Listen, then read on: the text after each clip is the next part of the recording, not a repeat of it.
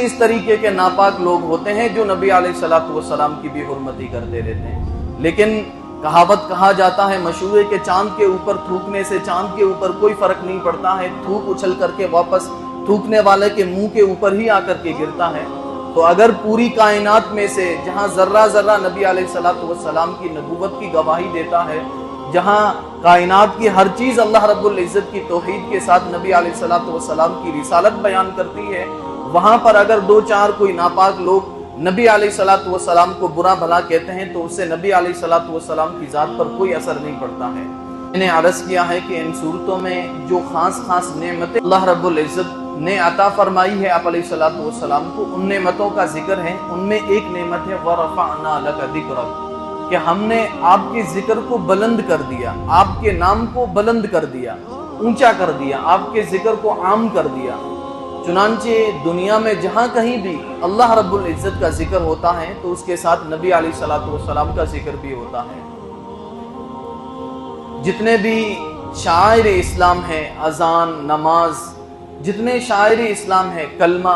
ان سب میں اللہ رب العزت کے نام کے ساتھ اللہ نے اپنے نبی علیہ الصلوۃ والسلام کا نام بھی جوڑ دیا ہے۔ چنانچہ اذان کے اندر اشہد ان لا الہ الا اللہ کہہ کر کے پھر اشہد ان محمد رسول اللہ، نبی علیہ الصلوۃ والسلام کا نام بھی لیا جاتا ہے۔ تکبیر کہی جاتی ہے جہاں اشہد ان لا الہ الا اللہ کہہ کر کے اللہ رب العزت کا نام لیا جاتا ہے، تو اگلا ہی جملہ اشہد ان محمد رسول اللہ کہہ کر کے نبی علیہ الصلوۃ والسلام کا نام لیا جاتا ہے۔ گویا ہر جگہ پر جہاں اللہ نے اپنے نام لینے کا حکم فرمایا ہے، اپنے ذکر کا حکم فرمایا ہے، وہاں نبی علیہ الصلوۃ والسلام کا ذکر بھی اللہ رب العزت نے حکم فرمایا ہے۔ چنانچہ نماز کے اندر الحمدللہ رب العالمین، التحیات للہ، سبحان ربی الاعلیٰ، ان سب جگہوں پر اللہ رب العزت کا ذکر ہوتا ہے، تو پھر درود شریف کا بھی حکم فرمایا گیا نماز کے اندر، اللہم صلی علی محمد وعلی آل محمد۔ گویا کہ یہ جو آیت ہے اللہ رب العزت نے نبی علیہ الصلوۃ والسلام کو پیشین گوئی عطا فرمائی تھی کہ ہم آپ کے نام کو بلند کر دیں گے، آپ کے نام کے ذکر کو عام کر دیں گے، حتیٰ کہ جو مسلمان، جو اللہ والا میرا نام لے گا وہ نبی علیہ الصلوۃ والسلام کا نام بھی لے گا۔ ایک نام مصطفیٰ ہے جو بڑھ کر گھٹا نہیں، ورنہ ہر ایک عروج میں پنہا سوال ہے، یعنی ایک نبی علیہ الصلوۃ والسلام کا نام ہے، دن بدن اس کا ذکر بڑھتا جا رہا ہے، دن بدن نبی علیہ الصلوۃ والسلام کے نام لینے والے بڑھتے جا رہے ہیں۔ ایک نام مصطفیٰ ہے جو بڑھ کر گھٹا نہیں، ورنہ ہر ایک عروج میں پنہا زوال ہے۔ بلکہ جو غیر مسلم ہوتے ہیں، جو غیر ایمان والے ہوتے ہیں، وہ بھی جو اکثر نبی علیہ الصلوۃ والسلام کا نام بڑے ادب اور احترام کے ساتھ لیتے ہیں۔ حضرت صلی اللہ علیہ وسلم یہ بولتے ہیں، کچھ محمد صاحب بولتے ہیں، محمد صلی اللہ علیہ وسلم بولتے ہیں۔ کچھ اس طریقے کے ناپاک لوگ ہوتے ہیں جو نبی علیہ الصلوۃ والسلام کی بھی حرمتی کرتے رہتے ہیں، لیکن کہاوت کہا جاتا ہے مشہور ہے کہ چاند کے اوپر تھوکنے سے چاند کے اوپر کوئی فرق نہیں پڑتا ہے، تھوک اچھل کر کے واپس تھوکنے والے کے منہ کے اوپر ہی آ کر کے گرتا ہے۔ تو اگر پوری کائنات میں سے جہاں ذرہ ذرہ نبی علیہ الصلوۃ والسلام کی نبوت کی گواہی دیتا ہے،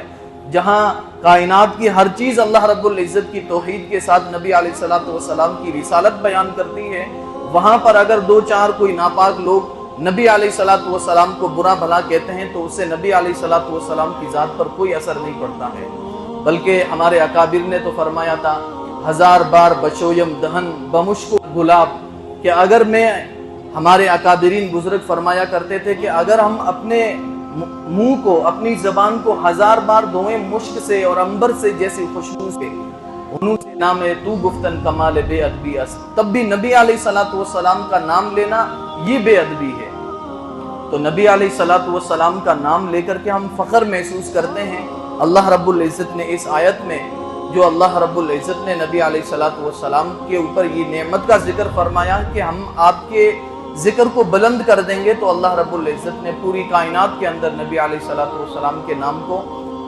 روشن کر دیا ہے اور بلند کر دیا ہے۔ بسم اللہ الرحمن الرحیم، صلی اللہ علی النبی الکریم، لا الہ الا اللہ واللہ اکبر، بسم اللہ الرحمن الرحیم،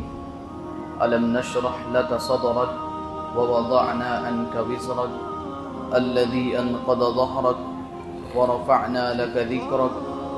فإن مع العسر يسرا إن مع العسر يسرا فإذا فرغت فانصب وإلى ربك فارغب۔ بھائی درود شریف پڑھ لیں سارے۔ اللہم صلی علی سیدنا و مولانا محمد وعلی آل سیدنا و مولانا محمد وبارک وسلم۔ سورۃ الانشراح مکی ہے، یعنی ہجرت مدینہ سے پہلے یہ سورت نازل ہوئی ہے۔ سورۃ الضحیٰ سے عرض کیا گیا تھا کہ یہ قریباً 22 صورتیں ہیں،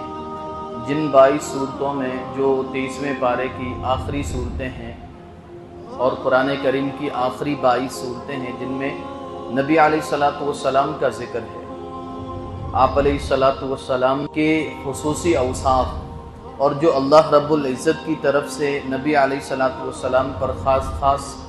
انعام ہوئے ہیں، جو نعمتوں سے نبی علیہ السلام کو نوازا گیا ہے، ان کا ان صورتوں میں ذکر ہے۔ کچھ صورتوں میں کچھ دوسرے مضامین بھی ہیں، لیکن اکثر نبی علیہ السلام کا ذکر ہے۔ ایک مسئلے کے طور پر ایک بات یہ بھی یاد رکھیں کہ یہاں سے 22 صورتیں جو والضحیٰ سے آخر تک سورۃ الناس تک ہے، اس میں سورت کے شروع میں یا سورت کے آخر میں تکبیر کہنا بھی سنت ہے، پر لا الہ الا اللہ اللہ اکبر، یا تو ان 20 جو آخر کی صورتیں ہیں ان کے شروع میں تکبیر کہی جائے لا الہ الا اللہ اللہ اکبر، یا آخر میں، یعنی نماز کے علاوہ جب قرآن کریم کی کوئی شخص تلاوت کر رہا ہو تو نماز کے علاوہ ان صورتوں کے یا تو شروع میں تکبیر پڑھیں یا پھر ان کے آخر میں لا الہ الا اللہ اللہ اکبر، یہ تکبیر ہے۔ بہرحال یہ پڑھنا سنت ہے۔ الم نشرح لک صدرک، اللہ رب العزت فرماتے ہیں اے نبی علیہ السلام، کیا ہم نے آپ کے لیے آپ کے سینہ مبارک کو کھول نہیں دیا؟ الم نشرح لک صدرک، کیا ہم نے آپ کے سینے کو، اے نبی ہم نے آپ کے سینے کو آپ کے لیے کشادہ نہیں کر دیا، کھول تو نہیں دیا؟ شرح کے معنی آتے ہیں کھولنا، نشرح یہ شرح سے مشتق ہے، شرح کے معنی ہے کھولنا، یعنی نبی علیہ السلام کے قلب مبارک کو، دل کو، نبی علیہ السلام کے سینے کو اللہ رب العزت نے علوم سے، معارف سے اور حکمتوں سے بھر دیا تھا۔ نبی علیہ السلام کی جو علوم و معارف ہیں، آپ علیہ السلام کی جو علم اور آپ کی جو حکمتیں ہیں، وہ بڑے بڑے عقلاء، بڑے بڑے دانشمند، بڑے بڑے سائنٹسٹوں کو وہ علم نہیں تھا جو نبی علیہ السلام کو اللہ رب العزت نے عطا فرمایا تھا۔ تو یہی اس آیت میں اللہ رب العزت نے جو نبی علیہ السلام پر یہ ایک انعام کیا تھا، جو اس ایک نعمت سے نوازا تھا، اس نعمت کا ذکر ہے کہ اے نبی ہم نے آپ کے سینے کو کھولا نہیں ہے، جیسے پچھلی صورت میں آیا تھا استفہامی مضمون الم یجد کا یتیما فآوا، کہ کیا ہم نے آپ کو یتیم نہیں پایا کہ پھر ٹھکانہ دے دیا، یعنی آپ یتیم تھے ہم نے آپ کو ٹھکانہ دے دیا۔ ایسے ہی اللہ رب العزت فرماتے ہیں الم نشرح، کیا ہم نے آپ کے سینے کو آپ کے لیے کشادہ نہیں فرمایا؟ تو ایک تو شرح صدر سے مراد یہ ہے جو ابھی بتایا کہ نبی علیہ السلام کے قلب مبارک کو، آپ کے سینے کو علوم و معارف سے، علم سے، حکمتوں سے اللہ رب العزت نے بھر دیا تھا اور سینے کو کشادہ فرما دیا تھا۔ دوسرا، بعض مفسرین اس آیت کا یہ بھی اس کی تفسیر میں فرماتے ہیں، جو شق صدر کا واقعہ نبی علیہ السلام کے بچپنے میں پیش آیا تھا۔ نبی علیہ السلام حلیمہ کی تربیت میں تھے، وہاں پر تھے، بکریوں کے ساتھ تھے جنگل میں، کہ کچھ فرشتے آتے ہیں نبی علیہ السلام کو لے کر کے آپ کے صدر مبارک کو، آپ کے سینے کو چیرتے ہیں، دل کو باہر نکالتے ہیں۔ یہ صحیح حدیث کے اندر یہ مفہوم موجود ہے، دل کو نکال کر کے دھوتے ہیں اور پھر واپس اندر ڈال دیتے ہیں۔ تو شرح صدر سے بعض مفسرین نے یہ بھی بیان فرمایا ہے کہ نبی علیہ السلام کا قلب مبارک، آپ علیہ السلام کا دل باطنی طور پر، اندرونی طور پر، روحانی طور پر بھی اللہ رب العزت نے علوم سے اور معرفت سے بھر کر کے کھول دیا تھا، اور ظاہری طور پر بھی نبی علیہ السلام کے قلب مبارک کو فرشتوں نے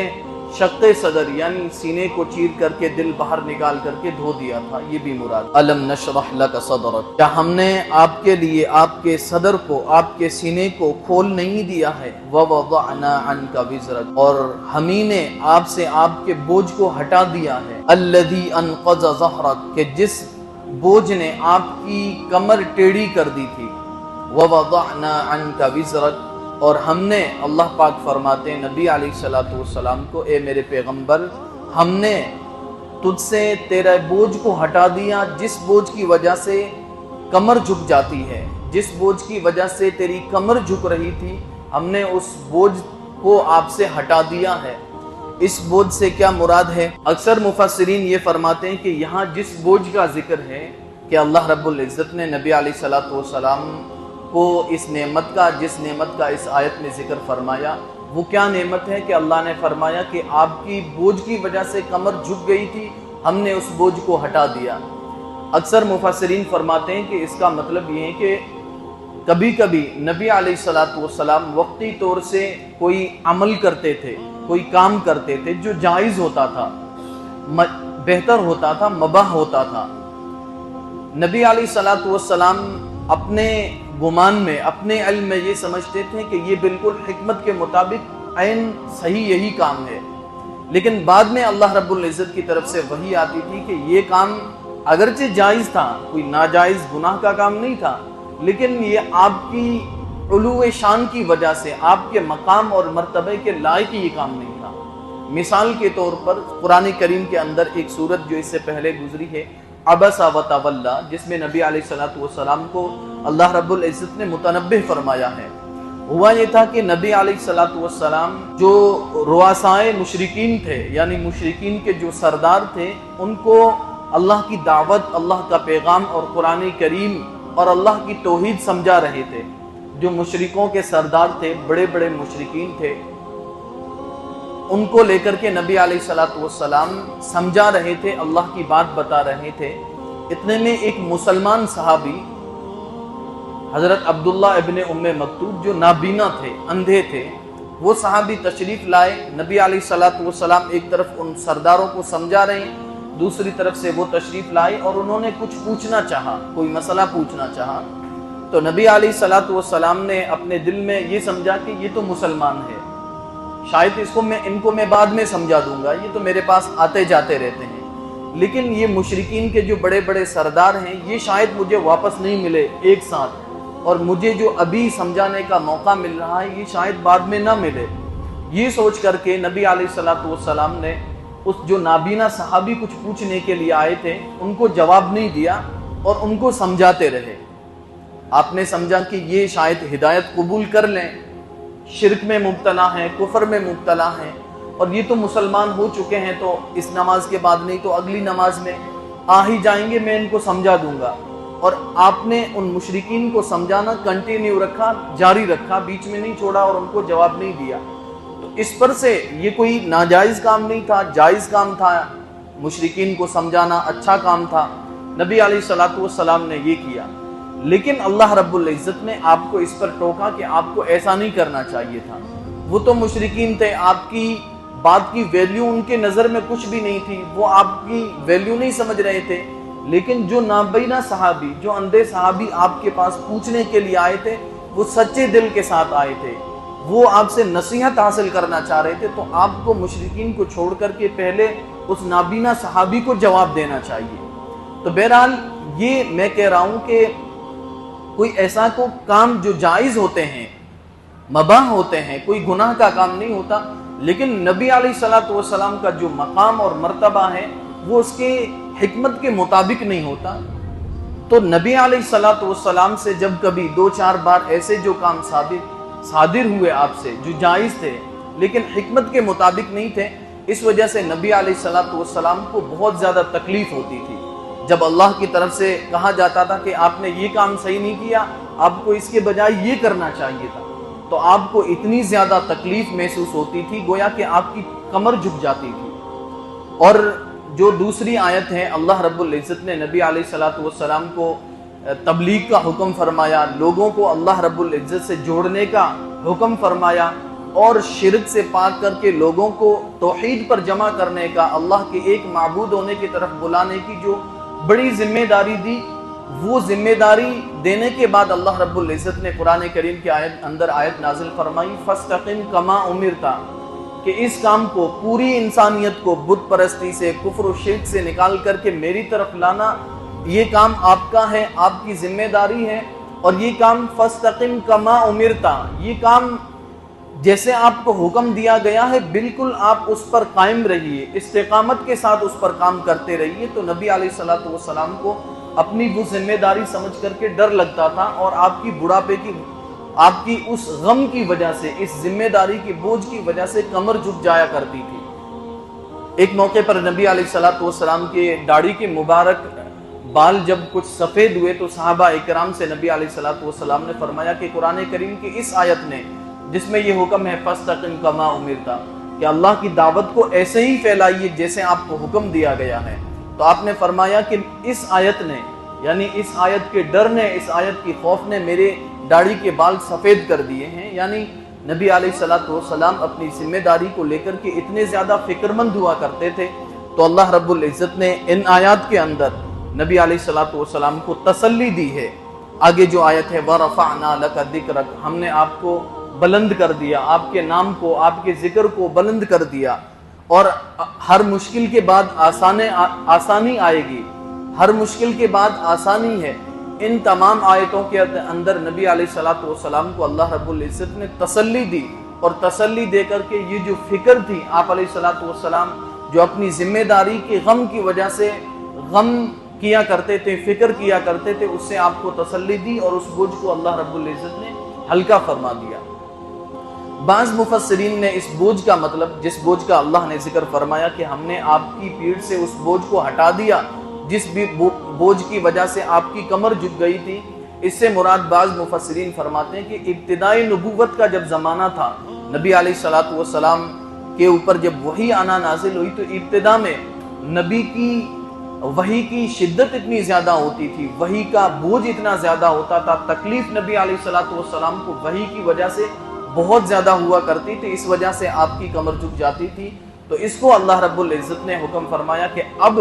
آگے چل کر کے آپ کے اوپر وحی کی وجہ سے آپ کو تکلیف نہیں ہوگی، آسان لگے گا، جب وحی نازل ہوگی تو آپ کوئی تکلیف نہیں برداشت کریں گے۔ الم نشرح لک صدرک، کیا ہم نے آپ کا سینہ نہیں کھول دیا، ووسعنا عنک وزرک، اور ہم نے آپ سے، آپ کے اوپر بوجھ کو ہٹا دیا، الذی انقض ظہرک، کہ جس بوجھ نے آپ کی پیٹھ کو جھکا دیا تھا، ورفعنا لک ذکرک۔ میں نے عرض کیا ہے کہ ان صورتوں میں جو خاص خاص نعمتیں اللہ رب العزت نے عطا فرمائی ہے آپ علیہ الصلوۃ والسلام کو، ان نعمتوں کا ذکر ہے۔ ان میں ایک نعمت ہے ورفعنا لک ذکرک، کہ ہم نے آپ کے ذکر کو بلند کر دیا، آپ کے نام کو بلند کر دیا، اونچا کر دیا، آپ کے ذکر کو عام کر دیا۔ چنانچہ دنیا میں جہاں کہیں بھی اللہ رب العزت کا ذکر ہوتا ہے تو اس کے ساتھ نبی علیہ الصلوۃ والسلام کا ذکر بھی ہوتا ہے۔ جتنے بھی شعائر اسلام ہیں، اذان، نماز، جتنے شعائر اسلام ہیں، کلمہ، ان سب میں اللہ رب العزت کے نام کے ساتھ اللہ نے اپنے نبی علیہ الصلوۃ والسلام کا نام بھی جوڑ دیا ہے۔ چنانچہ اذان کے اندر اشہد ان لا الہ الا اللہ کہہ کر کے پھر اشہد ان محمد رسول اللہ، نبی علیہ الصلوۃ والسلام کا نام بھی لیا جاتا ہے۔ تکبیر کہی جاتی ہے جہاں اشہد ان لا الہ الا اللہ کہہ کر کے اللہ رب العزت کا نام لیا جاتا ہے، تو اگلا ہی جملہ اشہد ان محمد رسول اللہ کہہ کر کے نبی علیہ الصلوۃ والسلام کا نام لیا جاتا ہے۔ گویا ہر جگہ پر جہاں اللہ نے اپنے نام لینے کا حکم فرمایا ہے، اپنے ذکر کا حکم فرمایا ہے، وہاں نبی علیہ الصلوۃ والسلام کا ذکر بھی اللہ رب العزت نے حکم فرمایا ہے۔ چنانچہ نماز کے اندر الحمدللہ رب العالمین، التحیات للہ، سبحان ربی الاعلی، ان سب جگہوں پر اللہ رب العزت کا ذکر ہوتا ہے۔ تو پھر درود شریف کا بھی حکم فرمایا گیا نماز کے اندر، اللہم صلی علی محمد وعلی آل محمد۔ گویا کہ یہ جو آیت ہے اللہ رب العزت نے نبی علیہ الصلوۃ والسلام کو پیشین گوئی عطا فرمائی تھی کہ ہم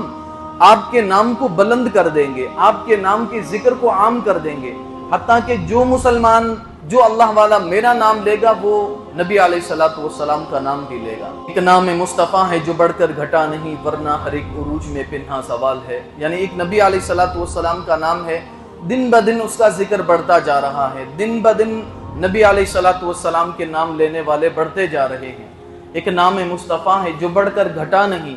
ورنہ ہر ایک عروج میں پنہا زوال ہے۔ بلکہ جو غیر مسلم ہوتے ہیں، جو غیر ایمان والے ہوتے ہیں، وہ بھی جو اکثر نبی علیہ الصلوۃ والسلام کا نام بڑے ادب اور احترام کے ساتھ لیتے ہیں۔ حضرت صلی اللہ علیہ وسلم یہ بولتے ہیں، کچھ محمد صاحب بولتے ہیں، محمد صلی اللہ علیہ وسلم بولتے ہیں۔ کچھ اس طریقے کے ناپاک لوگ ہوتے ہیں جو نبی علیہ الصلوۃ والسلام کی بھی حرمتی کرتے رہتے ہیں۔ لیکن کہاوت کہا جاتا ہے مشہور ہے کہ چاند کے اوپر تھوکنے سے چاند کے اوپر کوئی فرق نہیں پڑتا ہے، تھوک اچھل کر کے واپس تھوکنے والے کے منہ کے اوپر ہی آ کر کے گرتا ہے۔ تو اگر پوری کائنات میں سے جہاں ذرہ ذرہ نبی علیہ الصلوۃ والسلام کی نبوت کی گواہی دیتا ہے،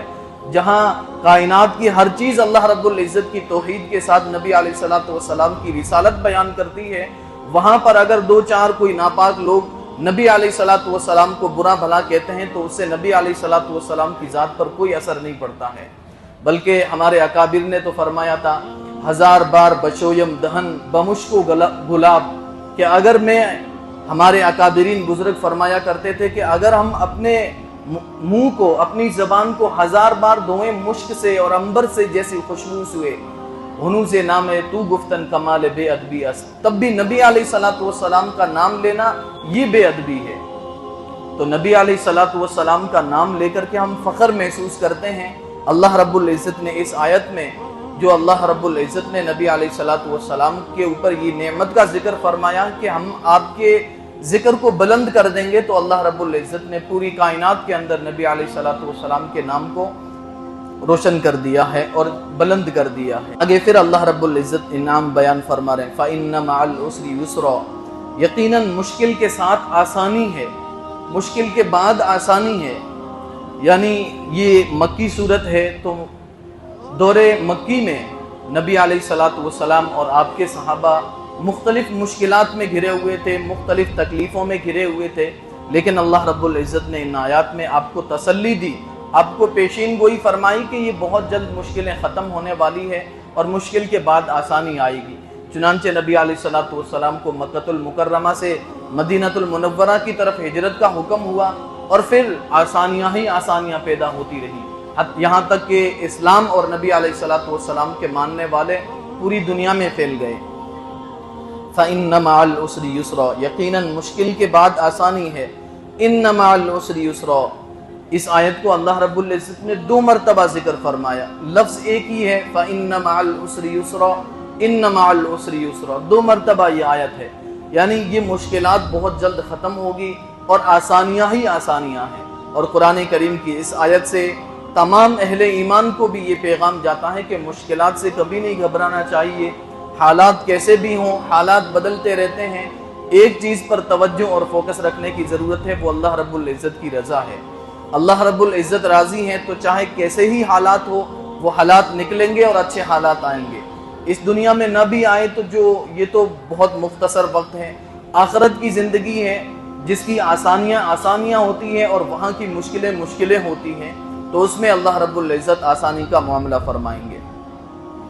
فَإِذَا فَرَغْتَ فَانْصَبْ، اب یہ 2 جو آیات ہیں اس میں اللہ رب العزت نبی علیہ الصلوۃ والسلام کو